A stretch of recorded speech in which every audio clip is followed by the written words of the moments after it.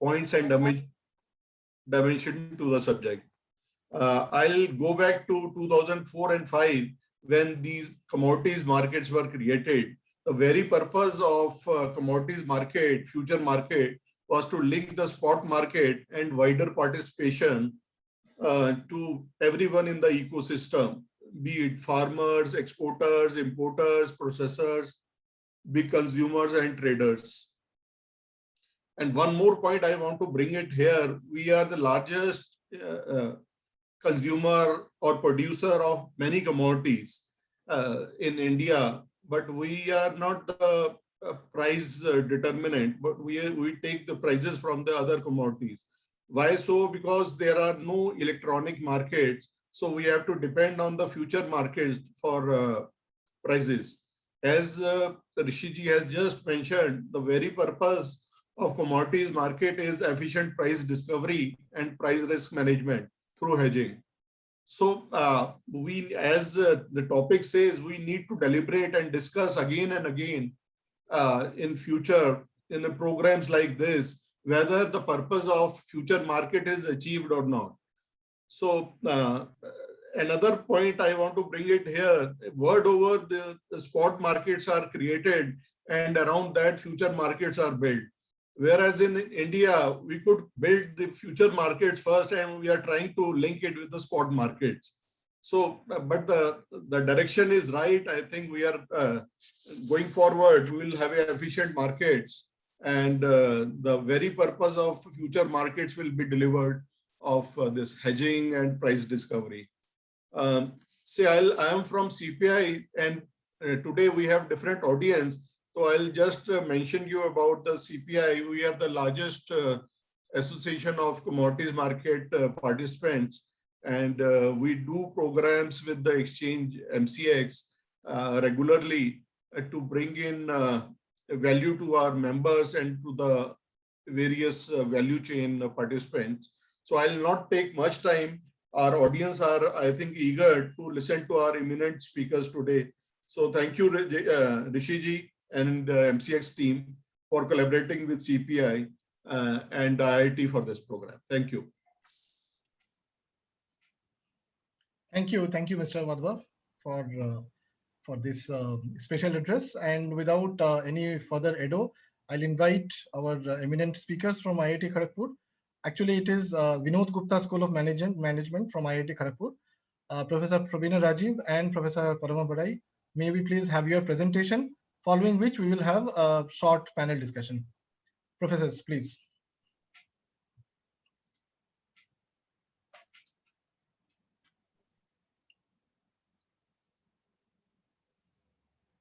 Yeah, you are muted, Professor Praveena. Yeah. Thank you, Debojyoti, and thank you, Mr. Nathani and Mr. Wadhwa for nicely giving the introduction about India's commodity derivative market as well as the spot market. And I'll just give me a minute. I will share the PPT for today's presentation.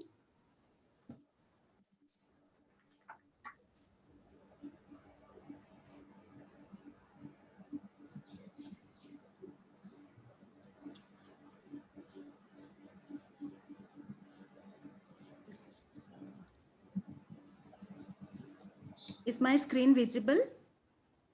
No. No, ma'am, not yet. Okay.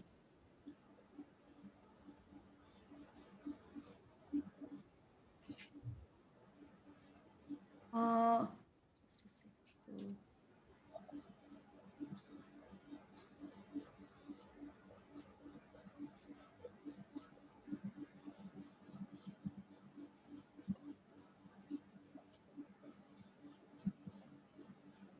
Please give me a minute. I'm having some difficulty.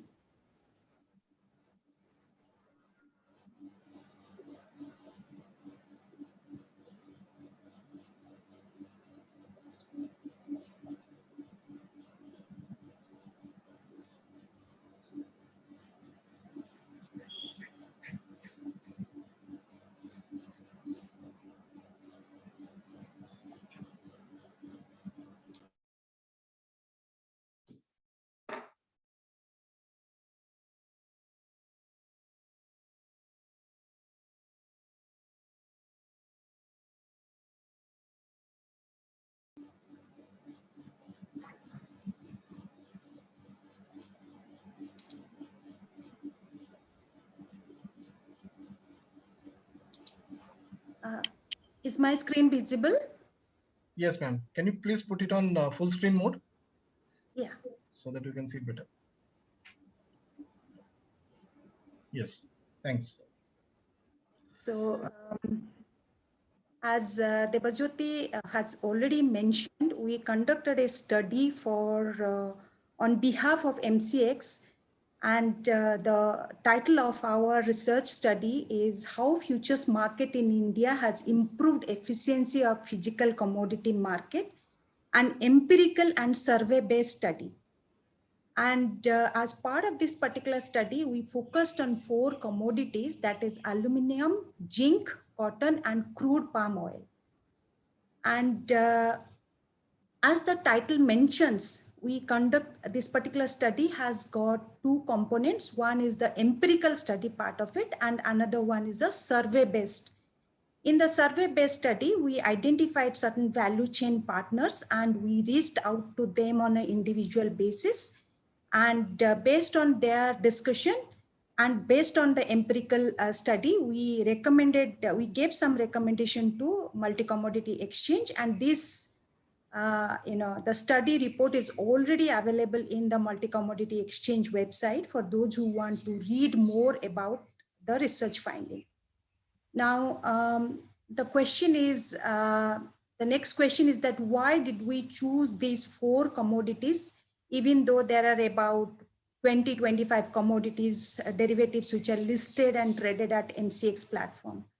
The rationale for choosing these 4 set of commodities is specifically for aluminum and zinc is on March 1, 2019, SEBI permitted modification of the contract specification for aluminum and zinc, in fact, all base metal commodities, from both option to the compulsory delivery mechanism. So that necessitated certain changes into the not only the delivery contract specification, but also the way these commodity derivatives are traded and settled. And in addition to aluminum and zinc, we also conducted a study for 2 agri commodities, that is cotton and CPO. And the rationale for choosing the 2 commodities is as follows. And in fact, Mr. Nathani has already said, and Mr. Wadhwa also has said that India is the largest producer and consumer of many commodities. In fact, India is the largest producer and 3rd largest exporter of cotton in the world. And India is the largest consumer as well as world's largest importer of crude palm oil. So that is the logic behind we chose these 4 commodities out of the 20 commodities which are 20 odd commodities which are listed at Multi-Commodity Exchange. And as you can see, the broad objective of this particular paper, this particular study is to do empirical analysis as well as a survey-based analysis. So in the empirical analysis, we explored how the futures market for these 4 commodities has helped in improving efficiency in the physical market. And as part of the survey-based study, we try to explore what are the difficulties, pain points, or what is the voice of customers from the value chain partner traders who are coming to the Multi-Commodity Exchange platform to trade in derivative contracts. Now, with this discussion, I would request my colleague Parama to take it over. And here, just as a snapshot, this is the circular which was issued on March 1, 2019 by Multi-Commodity Exchange, where it mentions that from the both options as a commodity settlement, the contract will be shifted to compulsory delivery. With this, I'll request my colleague Parama to take it over and discuss different statistical analysis which we did to measure the impact of derivatives trading on the efficiency of physical market. Parama, is my PPT, the slide is visible to you? Yes. Okay. So thank you, Pravina. As she has already said, our first objective was to study how the futures market helped in improving efficiency in the physical markets. For our analysis, we looked at near month, mid-month, far-month contracts to see if the results vary with contract maturities, but they were not very different. So we will be looking presenting only the near month contract results. For other results, you can please look at the report. We also compared the efficiency of MCX with some of the foreign exchanges. For example, cotton, we looked at Intercontinental Exchange. For CPO, for BMD. For metals, we looked at London Metal Exchange and all. Now, if we want to test whether one market, so the futures contract markets, improve the efficiency of another market, we look at two aspects. One, whether the futures contracts help to mitigate or reduce the price risk in spot markets, and two, whether the futures prices help in discovering or revealing the prices in the physical markets. Now, with respect to price risk, whether hedgers are able to use the futures market to mitigate price risk is measured by hedge ratio. As you can see, this is the number of futures contracts one will enter into in order to hedge price risk of one unit of the physical commodity. If the market is efficient, the hedge ratio is expected to be 1, but if it's imperfect or inefficient, the hedge ratio diverges from 1. We use 3 methods, but here again, we will present only one method. The results are largely similar for the other methods as well. When it comes to price discovery, we used 2 metrics. Now, one way to define price discovery is efficient and timely incorporation of information. That is, between futures prices and spot prices, when new information comes to the market, who moves first? The information leadership share percentage is that indicator of who moves first. Now, if values are more than 50%, we will say futures prices absorbs new information first and then informs the spot prices. And if it is less, we will say spot prices leads the futures prices. Next, if investors think that futures prices will lead to price discovery in the spot markets, they will use the futures prices to make allocation or investment decisions. Now, if the price discovery is poor, then those futures prices become imperfect estimators, and then those allocations or investment decisions also become wrong. This error in allocations is measured by social loss index. So greater efficiency means lower errors and lower social loss. So social loss index is a contrarian indicator, where values less than 2 indicates excellent efficiency and greater than 4 poor efficiency. So to summarize, hedge ratios should be greater, nearly 1. ILS percentage should be greater than 50%, and loss index should be less than 2 to say that futures prices help in improving efficiency. Next slide, please, Pravina. So if we first look at hedge ratios, which should be close to 1, as we see. Now for cotton, we can see that the values are much lesser than 1 and actually reducing in 2020. So the risk in spot prices is not very well hedged in with cotton. However, of course, this could be the effect of the pandemic. At ICE, the average ratio is 88%. Which is closer to the ideal of 1. For CPO, we see that hedge ratios have considerable fluctuations and is again on a little downward trend currently. But we see that the average hedge ratio is around 0.56, which is better than BMD. So we can say that MCX provides better hedging opportunity than BMD contracts. For aluminium, you will see a small break. That is because of that change that SEBI brought in, and so we had to train our models again with this data from 2019 March to 2020 March prices, and as a result, our results are only starting from April 2020 onwards.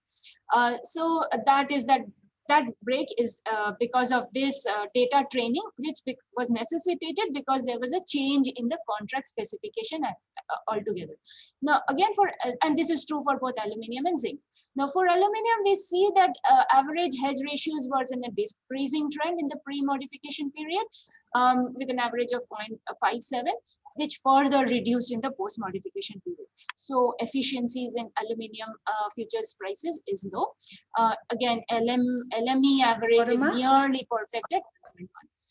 For zinc, the same story, it is reducing from 0.68 to 0.36 in the post-modification period. And in both these periods, LME did much better. Next slide, please, Pravina. Pravina, the next slide, please. I did it. Is it visible? No, it's not visible, at least not to me. Debajyoti, can you see? Yes, I can see. I think the next slide has come. Okay, for me, somehow it's not coming. Can you go back and come again, Pravina ma'am? No, Oh. let her not. It's okay. I will. Is it? Yes. Now it's changing. Yeah. Is it? Yeah. Now I can see it. Thanks. So we now look at information leadership share percentage, which as we said, should be greater than 50% to show that futures prices absorb new information earlier than the spot prices. We see that ILS percent is largely greater than 50% in cotton, which is, if you look at the x-axis, it is largely greater than 50%, and it's mostly constant since 2018. Also, interestingly, MCX values are much better than ICE. I mean, the price discovery in MCX is much faster than what is happening with ICE contracts. For CPO, again, there is a very fluctuating trend in the speed of price discovery. MCX is slightly lower ILS percent than BMD, but then it's not very, very different. For aluminium, we can see that ILS percentage was less than 50% in the pre-modification period, but it has been increasing, and in the post-modification period, it has crossed 50%. So currently, when a new information arrives, futures prices move first, and then the spot prices get impacted by the futures prices. So aluminum contracts are doing better in terms of price discovery after the modification. Corresponding LME averages are less than 50%, which is not very good for them. For zinc, again, we have a similar story. Post-modification, price discovery has become much better at 62%, and LME is trailing much behind. So we can say that price discovery is happening very well for the metal commodities at MCX. Pravina, last slide, please. Next slide, please.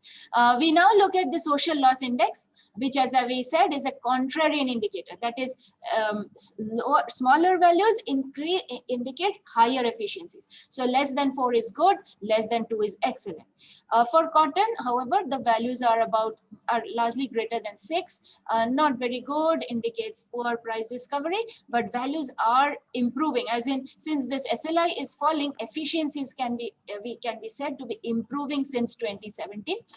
However, we will see that ICE is slightly better with less than 4 on average. Less than 4 is good, as I said. For CPO, again, SLI is on an increasing trend, indicating efficiency, reduction. And again, MCX values are higher, showing that MCX is not doing as well as BMD in terms of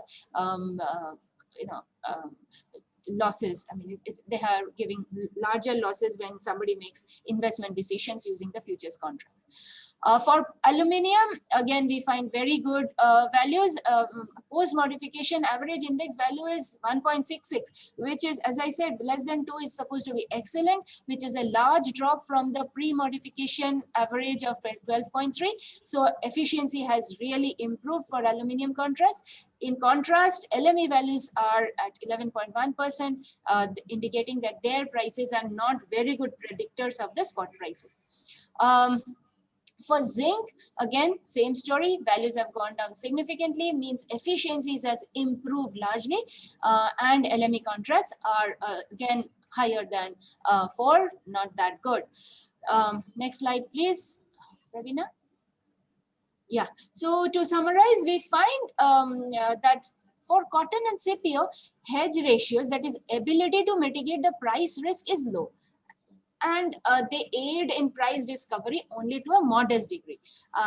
And also we have some catching up to do with our foreign counterparts. Obviously, it's fine because they are more established exchanges.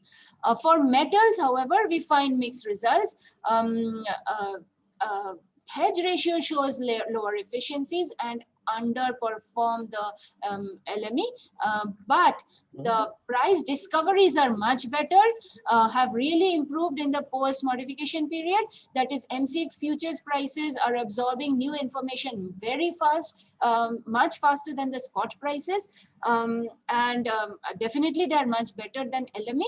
Social loss index also suggests that there is, if investors follow the futures prices, they will not have much loss. The price discovery of the futures prices for the spot prices is very good, and they can make their investment allocation decisions based on the futures prices itself, and so the prices are efficient, and so they result in lower welfare losses than we are much better in terms of price discovery corresponding to the our foreign counterpart, which is LM.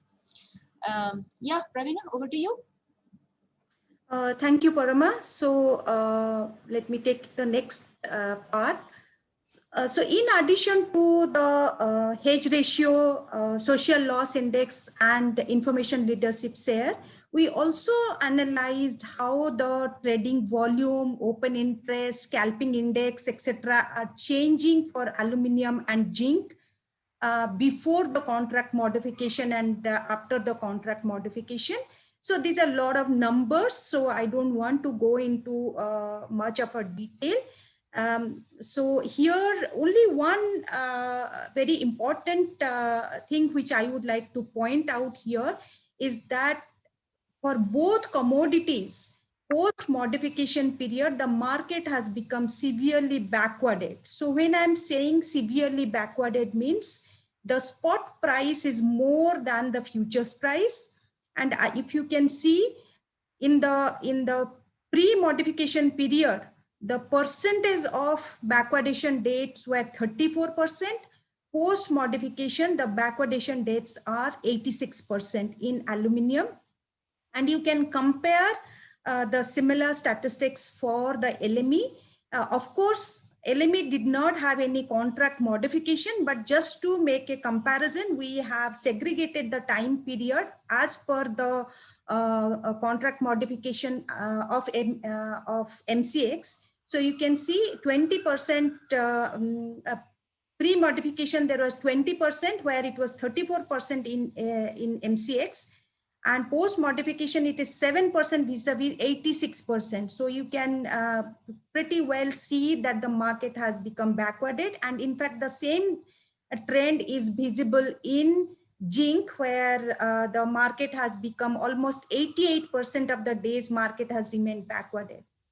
Now, there are other things also, similar analysis we also did it for cotton.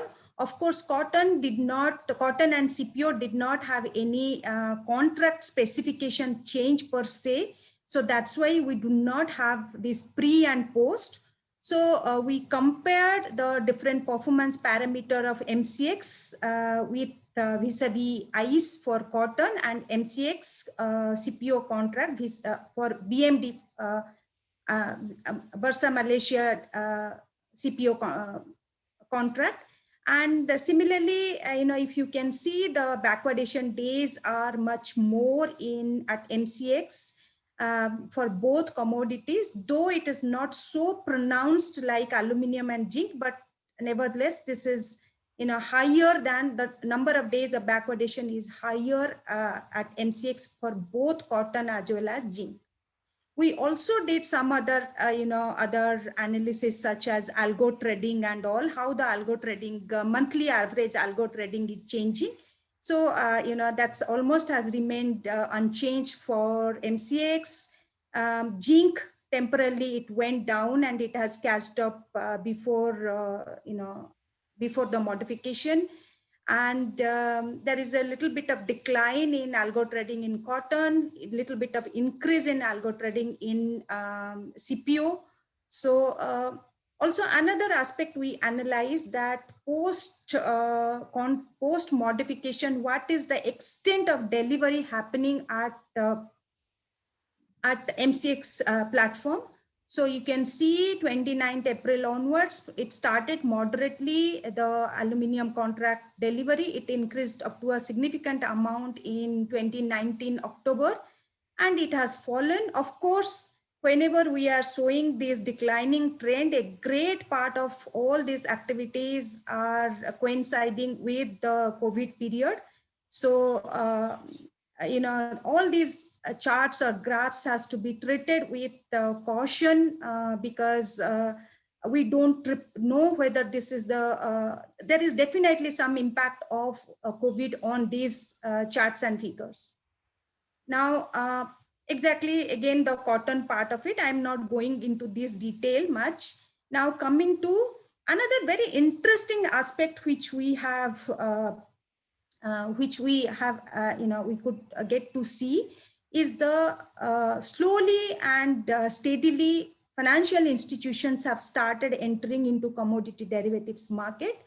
This is the aluminum contracts traded. If you can see May 20, June 20, July 20 onwards, this is not a very, very significant, number. So this table represents basically open interest percentage. So though this is not a very, very significant number, but still it gives a lot of hope and optimism that the financial institutions have started entering into commodity derivatives market, and this this argues well for India's commodity derivative market. And the way we previous slide we showed this aluminum had financial institution presence. Similarly for zinc, CPO, and cotton, there is financial institutions have started entering. CPO has the lowest percentage as compared to aluminum, zinc, and cotton. Now, coming to the second part of the study, where we interacted with various stakeholders to understand what is their views about MCX trading platform, what they want multi-commodity exchange to do. So basically to understand the voice of customers. And we had one-to-one meeting ranging 1 hour to 1.5 hours.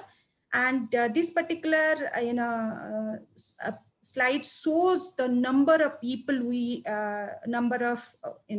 persons we interacted for different commodities. So you have 5 members for aluminum and zinc, 8 members for cotton, 7 members for crude palm oil, and 1 mutual fund manager.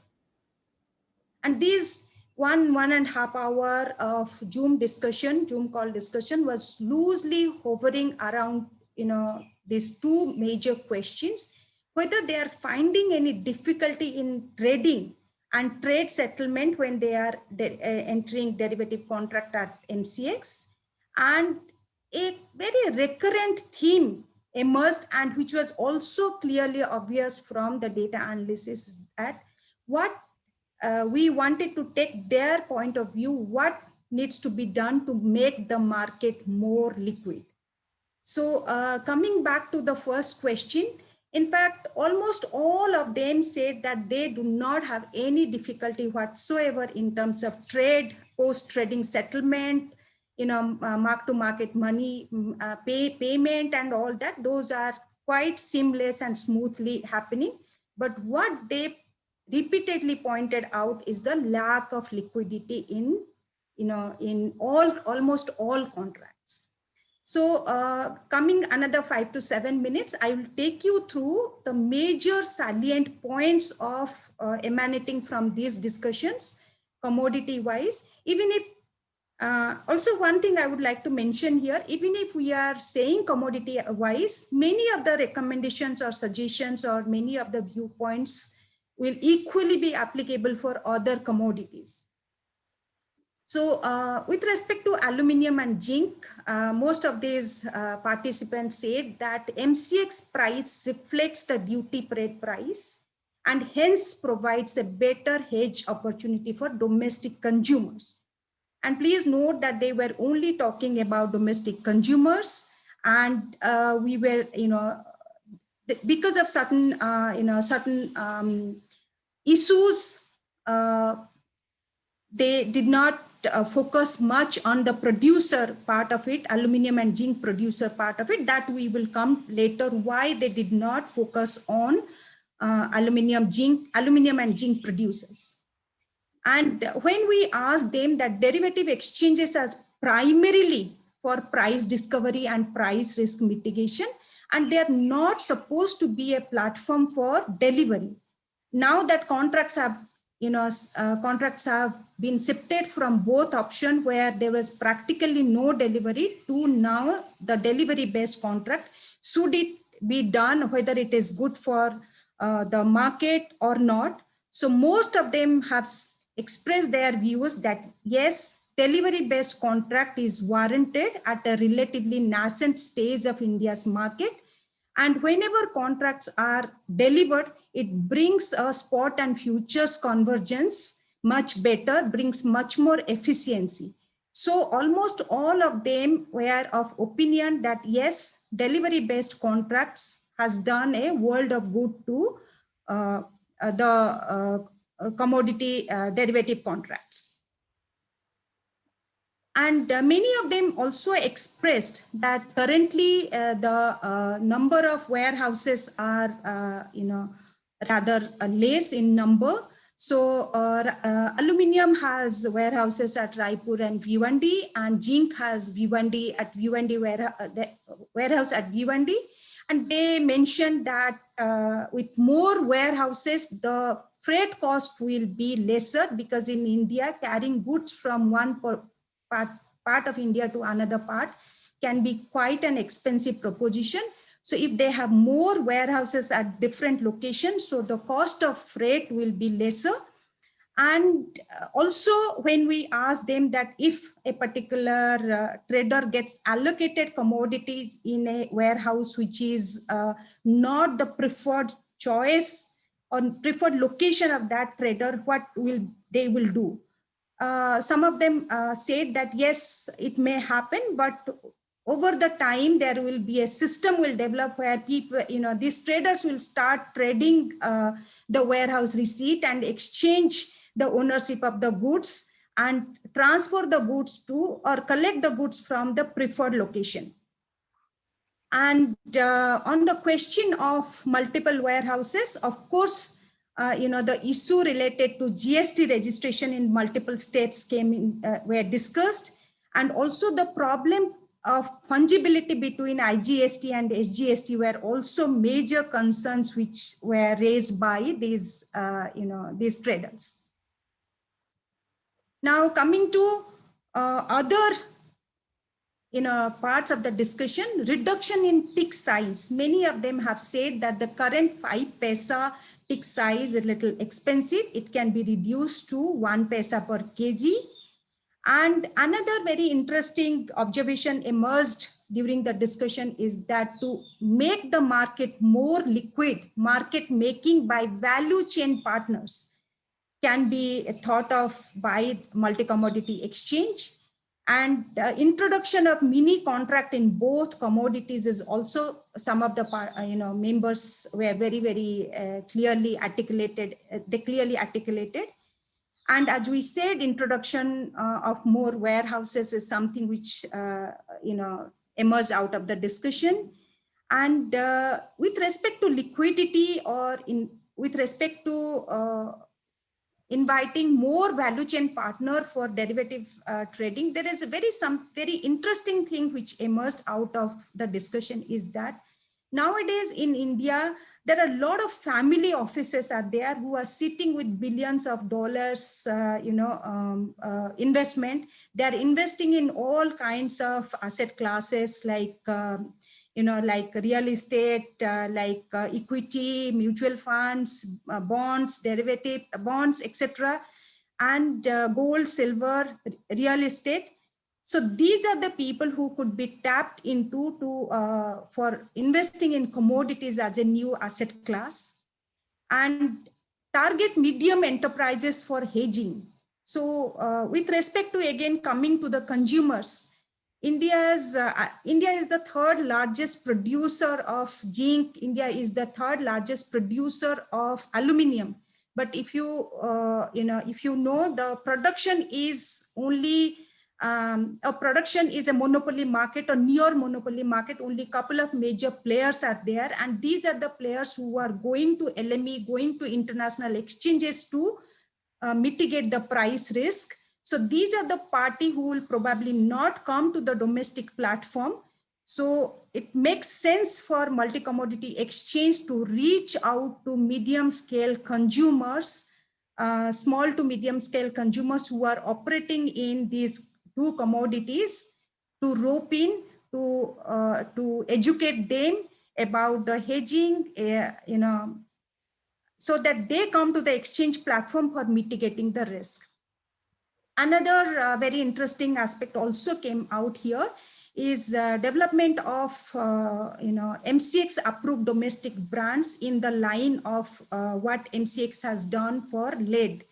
So that is also opined by some of the players that for other base metal commodities, MCX can thought of introducing domestic brands.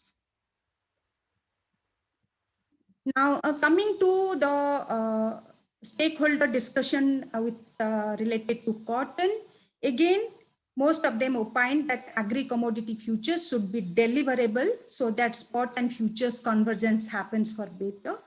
And something very interesting also emerged during the discussion, that mutual funds at this point in time is required to sell or dispose any commodity within 30 days of acquiring that commodity, except gold, silver, any other commodity. If a mutual fund is holding because it has taken delivery through an exchange platform, then that commodity has to be disposed within 30 days. So that is restricting the cash and carry arbitrage.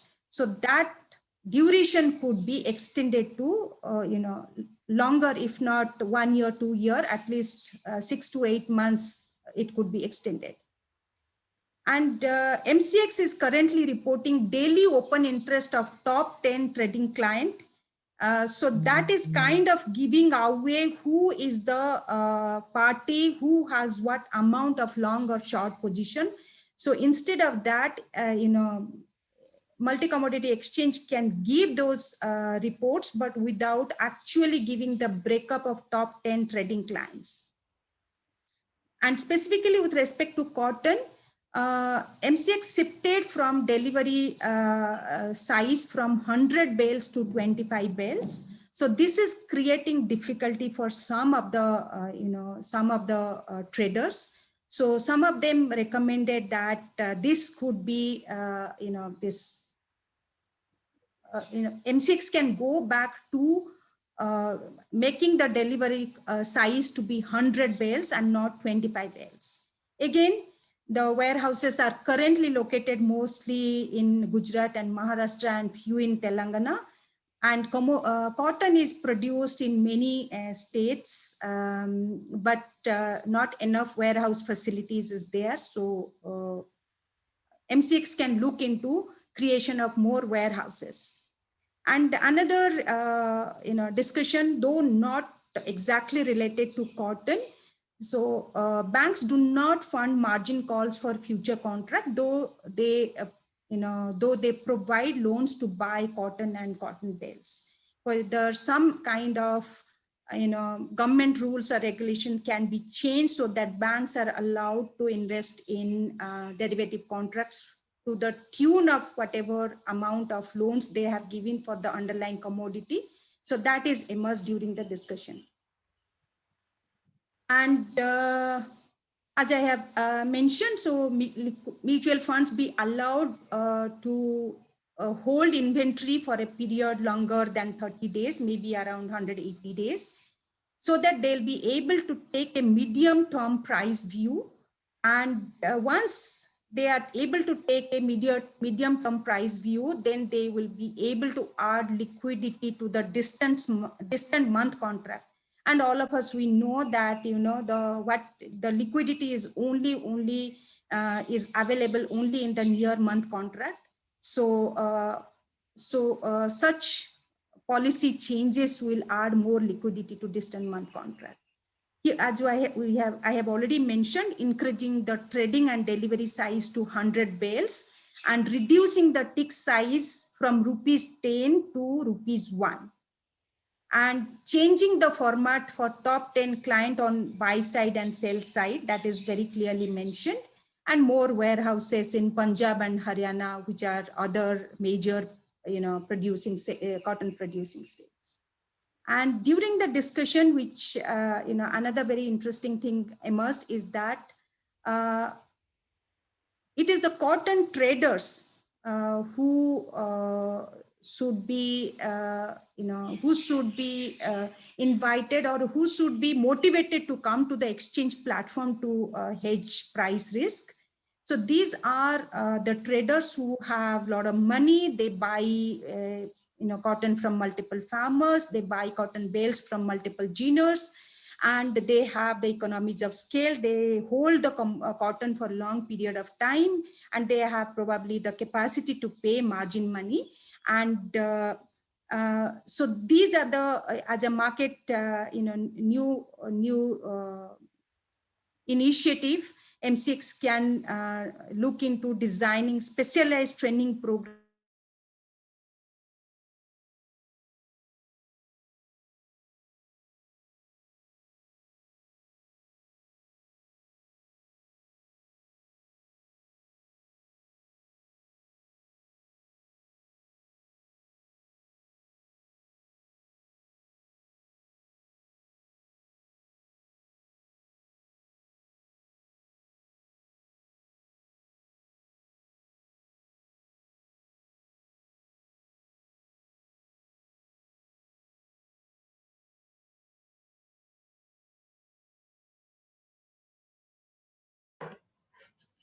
Just bear with us for a few moments. I think there's a power cut at the institute.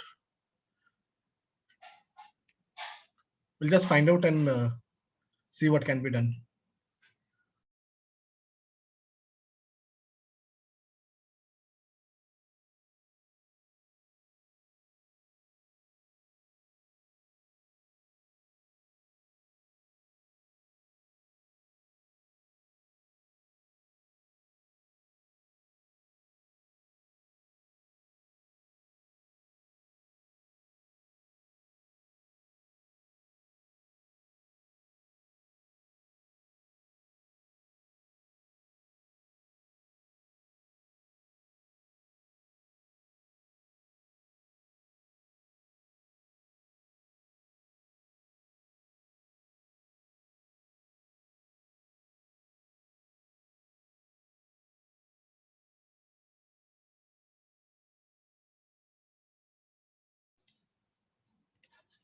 Yeah, Professor just sent a message. There's a power cut actually, as we suspected.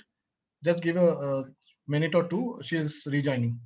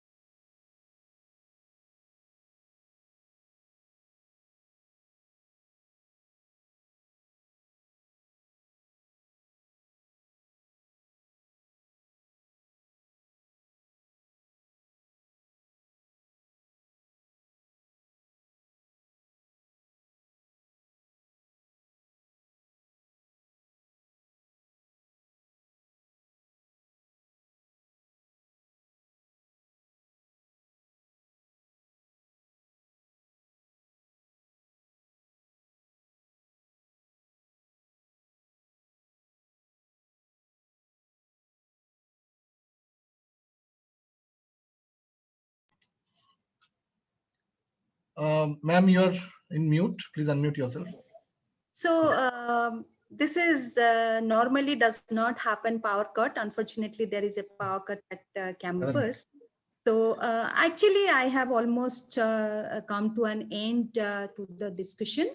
That I will just share what is the major suggestion for CPO. CPO is India is the largest importer of crude palm oil and largest consumer of crude palm oil. And though we are importing about 8 to 9 lakh tons of crude palm oil every year, And there are a lot many value chain partners are there, but if you see the number of people who are coming to exchange platform to mitigate the risk, price risk is very low. So this specialized training program could be identified, or specialized training program could be identified to exactly pinpoint who are the major value chain partners in the CPO market, and maybe some specialized training program could be arranged for them to understand how they can hedge in the MCX platform. And another discussion which is another point which was discussed was the hedge accounting. So many times people only see that they are incurring loss in the futures market. They do not see that what they are getting the benefit. If they are incurring loss in the futures market, equally they are getting the profit in the underlying position. So combined PNL should be looked into rather than only looking into the loss made in the futures market. So investors awareness program for specialized investors awareness program to be designed by multi-commodity exchange to identify niche players in these four categories of commodities, and specialized training program can be designed for them.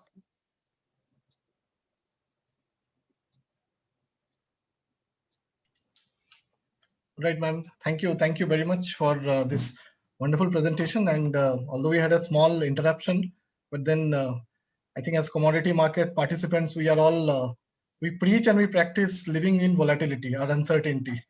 So I think that goes with it.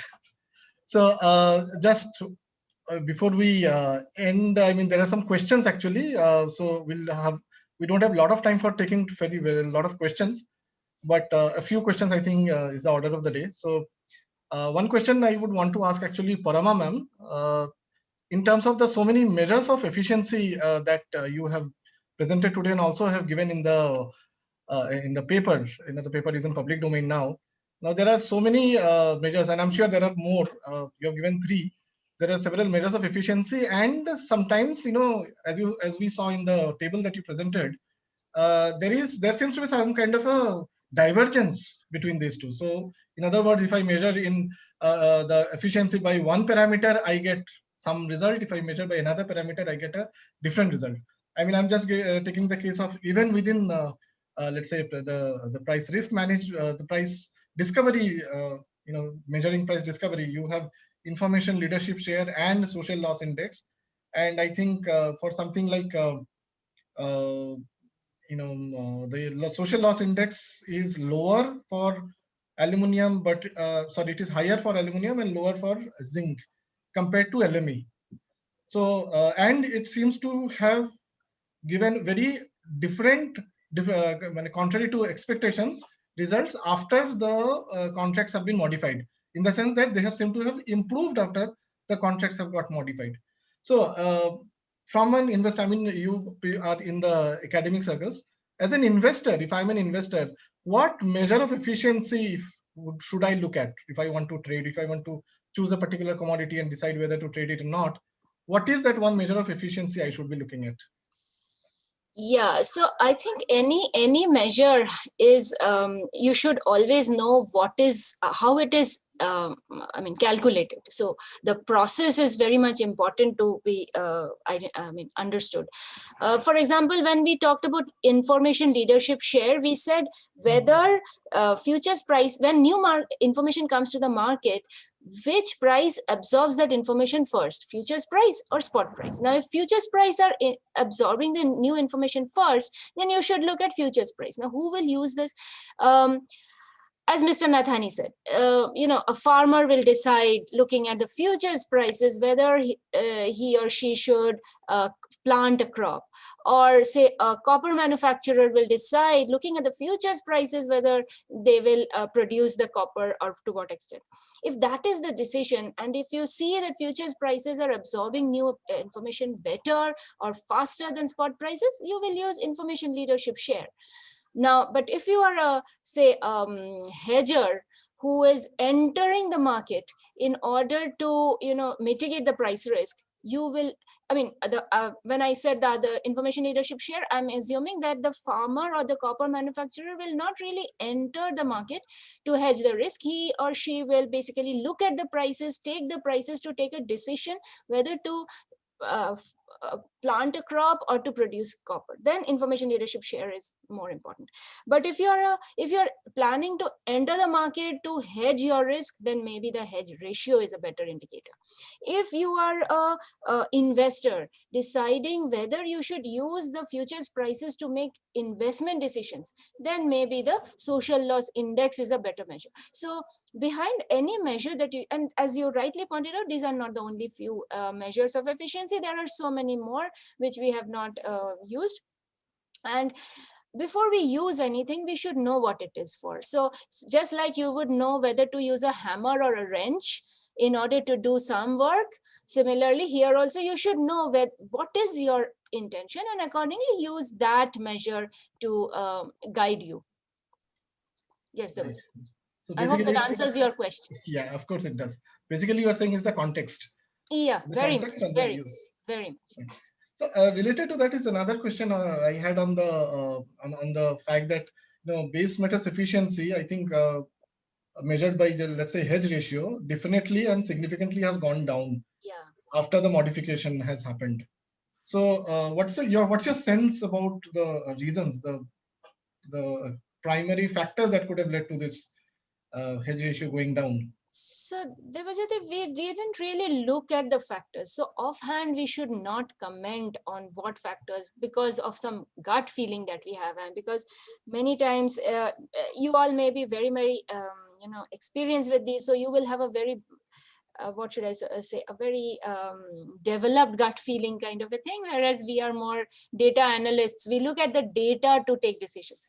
And here we didn't have much data, because as you saw, that modification was made in 2019. We went up till 2020 March data in order to just train our models. And then from April onwards, we had some idea. So I think we should get into more of data before we can say anything, because data analysts will not have much of, domain knowledge. They will only look at the data part, and there we really were disadvantaged. However, one effect which everybody is citing, again, I would not say that as a reason, because we haven't tested it, is the effect of the pandemic, which could have hampered. Beyond that, I really don't want to comment. I don't want to make offhand comments because I don't have the data to back it up. So yeah. Basically, we are looking at a too short a period. Too short a period. Still, we have to give it some couple of years, maybe, before we can make some generic comments about anything. Right. Yeah. Okay. Praveena ma'am, I think one of the very interesting comments you made, suggestions that you made in the paper and also in the presentation that you made was about market making. We have tested market making. We have tested the waters in respect to market making. We had this liquidity enhancement scheme in MCX. However, our experience has been that it has not been an unequivocal success. I mean, there are conditions, this and that, and it has not led to unequivocal success. Now, very interestingly, in your presentation, you have said that the market making could be done by physical market participants, the physical traders, rather than brokers, members, etc. So, how do you think that will help in a situation where normally market making is not very successful in the Indian context? How do you think the market making by physical market participants will help? Okay, coming to the MCX experience, as I understand, the first market making exercise was done only for 6 months. So maybe the same market making exercise have been done longer, probably, the result could have been different. Now, having said that, also the thought process behind asking or suggesting that a value chain partner who will be able to do market making, see, they are already in that commodity business. They know the in and out of this particular business. They may be coming to the exchange platform to hedge, and this will be an added revenue source for them in the similar line of business. We are not asking them to do something which they are not knowing. They know that commodity, they know the underlying market much better than anyone else. And here also we are not talking about listed companies. They have their own regulatory requirement whether they can enter into market making as a business, because their articles of association and all that has already been set. What here we are talking about, medium to large private unlisted company who are operating in this business, and they could be enticed through appropriate financial incentive to come and trade, act as a market making unit. Okay, so basically what you are saying is that they would bring in, I mean, they have their own incentive structure, and they would bring in some more information that the brokers currently were probably not bringing in. Yes, brokers would probably look into only the financial benefit of it. Okay, right. Okay, ma'am, one common statement that we hear every time, and I think today also you have made that, is about lack of liquidity. I think everybody who you interacted with have talked about this fact. It is a fact of life for the commodity markets stakeholders that there is less liquidity, particularly in the contracts other than the near month contracts. So given your interactions with so many stakeholders, what's your sense? How, I mean, if you could identify one or two things that the exchange or the regulator could do in order to break this juggernaut, in order to bring in liquidity in the let's say the next and the 4 month contracts particularly, because everybody seems to be knowing the problem, nobody seems to be knowing what to do with that. In fact, Mr. Wadhwa very clearly, very nicely pointed out that India is geographically diverse, language, our markets are so fragmented, spot markets are so fragmented, we don't have digitization.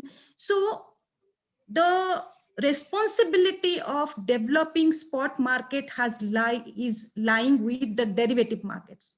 In other countries, this is not the case. In other countries, they have a fairly standard spot market, and derivative market gets built on the already existing spot market. But here, commodity exchanges are not only promoting, a product which not many people understand well, they also have the added responsibility of developing the spot market. So in my view, there are many things regulator need to do to support this commodity derivatives market. And if you, as an academician, I have a freedom, I can share my wish list with you. And the first wish list is abolition of CTT. Complete abolition of CTT, because a market needs to grow. Even a parent gives 20-year, 25-year time to a kid before a parent can think of that the kid will be able to pay financially support. So CTT, abolition of CTT has to, is a very, very strong, I will very strongly, say that. And the second, second thing which in my view is that the banks have been, restricted not to invest in commodity derivatives. So some kind of a policy guidelines with some restriction, of course, with some restriction, banks should be allowed to enter into commodity derivatives. And the third one, which I feel that right now everybody is talking about commodity super cycle. All metal mining companies' share prices have gone up like anything. This is the time probably mutual fund companies, if they would have already started some mutual funds with commodities as a significant component, every retail investor should have been able to benefit from this commodity super cycle. Now, what I understand from the interaction with the, mutual fund manager, that they are getting hamstrung by that 30 days restriction. So that whenever they are buying, they are taking position of any physical commodity except gold, silver, they have to sell off that commodity within 30 days. So my question is that if if a mutual fund is holding any base metal commodity, let's say, commodity which is produced globally, commodity which is consumed globally, India is a major mega producer. There is never a dearth of that commodity availability in India. Why that restriction should be there for mutual funds to, sell that commodity within 30 days?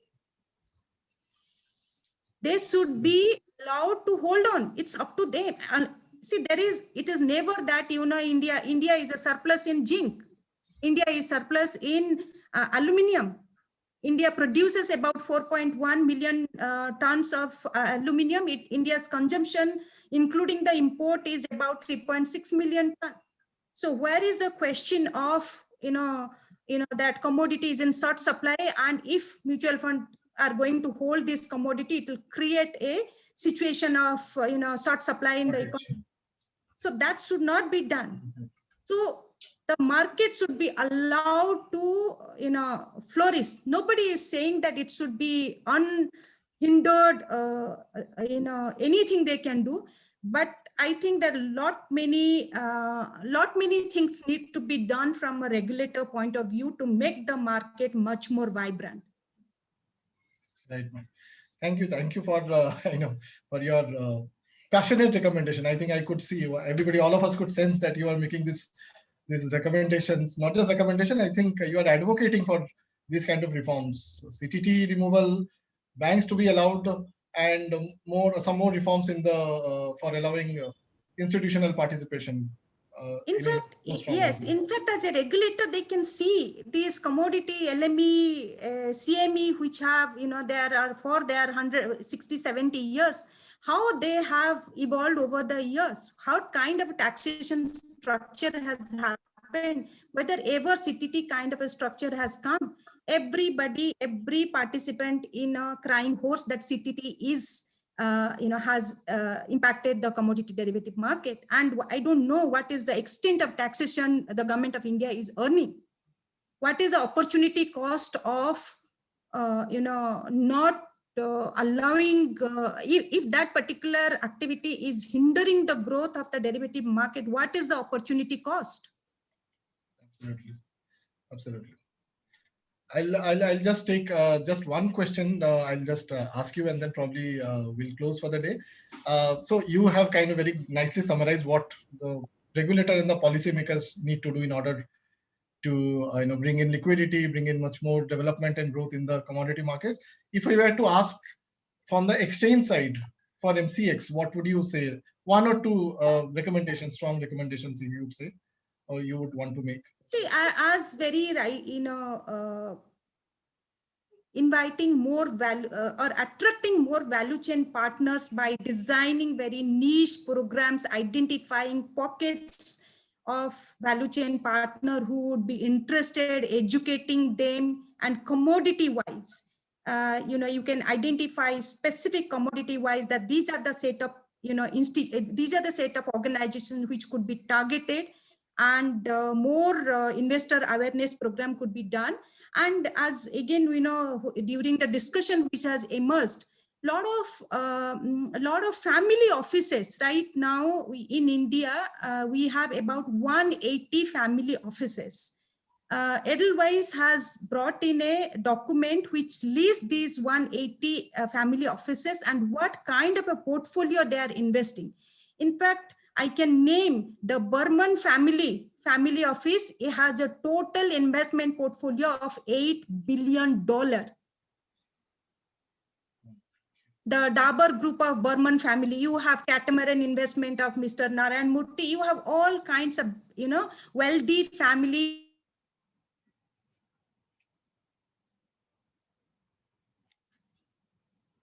I think the video is stuck. There must be some bandwidth issue.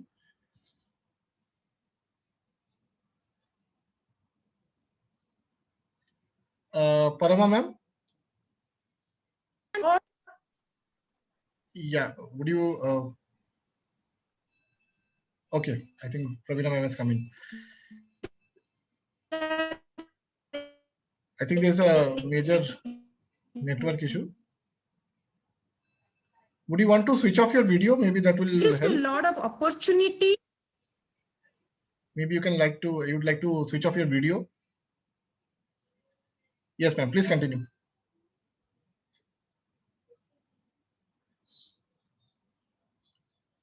You are on mute, ma'am. Yeah. I'm so sorry.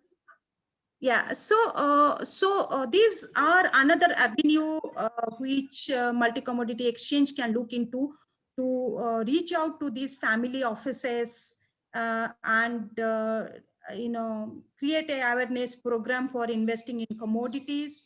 And finally, also another recommendation which we would like to give that this IGST and SGST rationalization, which already Mr. Narendra Wadhwa has already probably has spoken to Ms. Nirmala Sitharaman ma'am, which is already there in one of the newspaper report I read. So if that could also be rationalized, so you can have more number of warehouses and you can have more value chain partner coming to the exchange platform for taking delivery and giving delivery. Sure. Thank you, man. Thanks for this wonderful presentation, wonderful exposition, and of course, this discussion that we had after this, the last 15 minutes of discussion that we had was really wonderful. Parama ma'am, if you are there, I would also want to thank you and the entire team. Yeah, I think Parama, there is a power cut somehow. I have the inverter, so that's why. Actually, in Kharagpur, power does not go, and it is something really, really, risk. We are talking about risk, and we are able to see that in unfolding ourselves in our eyes in a real life. Yes. So thank you, all of you, and the team, your team, who has been helping you in IIT Kharagpur, and this was wonderful, really. We look forward to more opportunities to interact with you, and probably if Narendra sir, permits us, maybe sometime in the near future we can have another session on some other topic relating to commodity markets. So thank you, and before I end, I also want to thank CPI from behalf of MCX. I'm thanking CPI for, particularly Mr. Wadhwa, for this.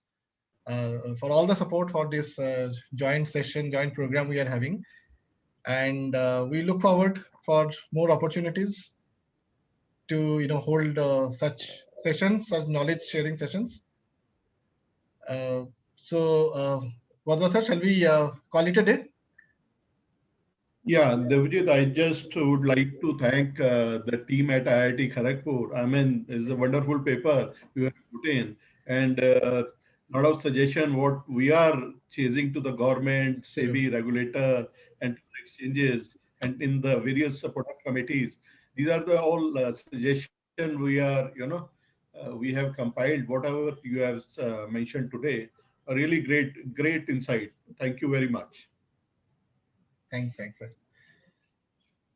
Thank you, Debajyoti, and thank you, Mr. Wadhwa and Mr. Nathani and CPI for giving this opportunity to interact with all of you. And we are also thankful, extremely thankful to Multi-Commodity Exchange for providing us the facility and long hours of discussion, deliberation with Debajyoti. In fact, let me acknowledge a lot of value chain partners whose addresses, whom we spoke, was facilitated by Debajyoti. He provided us those addresses. Some of also we collected on our own.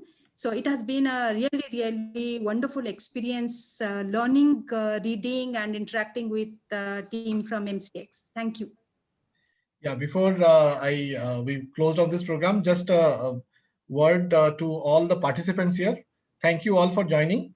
And this paper, the research paper on basis of which the presentation was made today, it's uploaded on our website. So please go to our website. In the education tab, there is a report section where you will find all these research papers, including the one on which today's presentation was made. And there are several other research papers also. So I case of can just quickly give it a link in the chat box in case some of them are interested. Please do that. In case of any query or any clarification, please don't hesitate to drop us an email at research@mcxindia.com. So any query on this paper or any paper, please feel free to drop us an email at research@mcxindia.com. And Prabina ma'am has already given the link to the website. So thank you all, and see you in another session, possibly in the not so far future. With another research study possibly. And till then, all of you are most welcome to give your comments and what you felt about the research findings of the findings of this research and other research also, which is on the website. Thank you, and have a great weekend.